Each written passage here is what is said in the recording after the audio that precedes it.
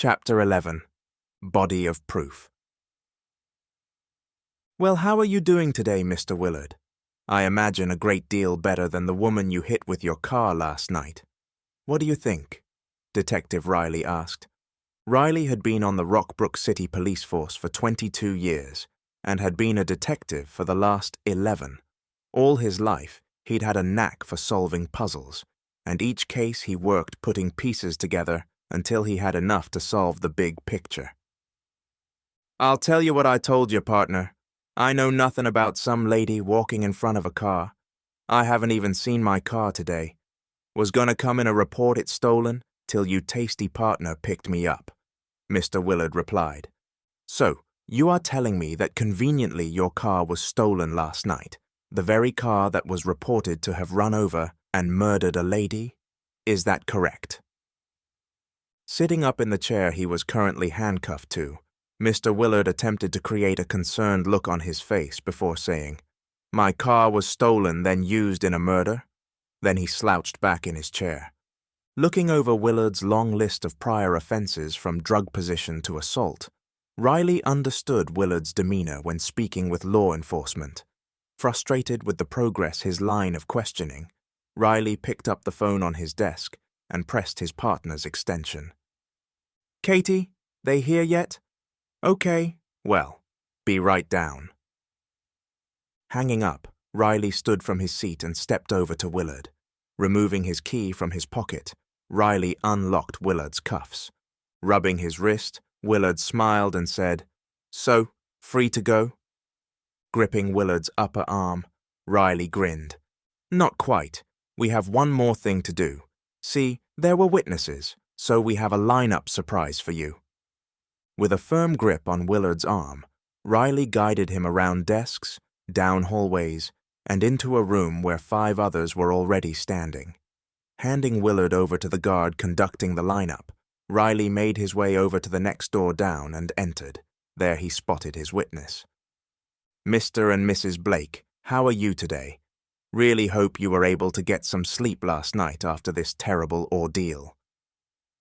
Kevin looked at the detective before saying, "I've had better, but that's not important. We were excited to hear you caught the guy." "Well, yes and no. He has admitted to being at the bar, but says his car was stolen, and he wasn't sure just how he got home after closing." Looking back and forth between Kevin and Riley, Mary couldn't hold back. "You have got to be kidding me." "Mrs. Blake, this often happens, but eyewitnesses such as yourself negate their attempt to get away with it," Riley assured her. "The grocery store didn't have security cameras?" Mary inquired. "Yes, but with the low light, they didn't get a clear image of the driver." Riley got the gesture from the guard that everything was ready. "Okay, it looks like the lineup is ready. Remember, they have no idea who is in here, nor can they see you." Lights in the next room came on, revealing 6 men standing against a wall facing them. Each man stood with their hands down to their sides. All had brown hair, a few had facial hair, and all were of varying heights. Kevin stared at each, but none looked familiar according to the glimpse he got of the driver. "Turn left," Riley directed the men in the lineup. Still, Kevin stared at them with only one seeming familiar, but he had no facial hair. "Mr. Blake, are any of these men the one driving the vehicle in question?" Riley asked. Kevin shook his head, no, as he stood silent, studying each of the 6 men while Riley gave another command for them to turn all the way to the right.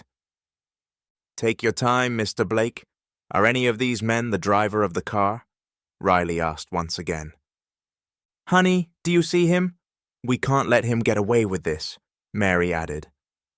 "Great, now I am going to let her down also," Kevin thought. "Sorry, it was low light. I cannot say for sure which one it was. It could be number 2, but he doesn't have facial hair like the driver, or it could be number 6, but he doesn't seem right either." Riley knew without a positive identification he couldn't hold Willard, even though in his gut he knew he had the right man. "Take one more look before you decide. Do any of these men look like the driver?" Sorry, I just didn't get a good enough look at the driver, Kevin replied. With Kevin's reply, Riley signaled to a guard, and the lights in the lineup room turned off. I understand, Mr. Blake. This is something we do want to get right, so we will keep up the search. Thanks for coming in. Riley directed Kevin and Mary to go with another guard. Watching the couple leave, he knew his case against Willard wouldn't hold up without them. Did we get a positive ID on Willard? Katie asked as she came into the room. No, just have to find something else. This is going to be a hard one.